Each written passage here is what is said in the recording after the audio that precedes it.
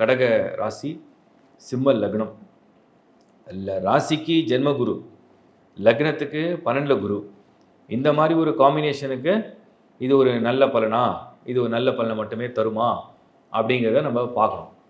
அப்போது ராசி அப்படிங்கிறது வந்து கடகம், லக்னம் அப்படிங்கிறது வந்து சிம்மம். இந்த காம்பினேஷன் நெருப்பு நீர் 12 ஜென்மம். இதெல்லாம் பார்க்கும்போது எப்படி இருக்குன்னா, முன்னாடி போகலாமா, பின்னாடி போகலாமா, சைடில் போகலாமா, இதை ட்ரை பண்ணலாமா, அதை ட்ரை பண்ணலாமா, குழப்பம் பண்ணிக்கிட்டே இருக்கும்.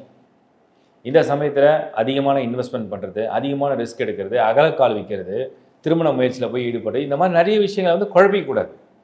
லைஃப் ஓரளவுக்கு கொஞ்சம் அப்படியே கம்ஃபர்டபுளாக போகுது, அதை அப்படியே மெயின்டைன் பண்ணால் போதும், ரிஸ்க் எடுக்க வேண்டாம், சேஃபாக இருந்தால் போதும்னு நினச்சிங்கன்னா நல்லது.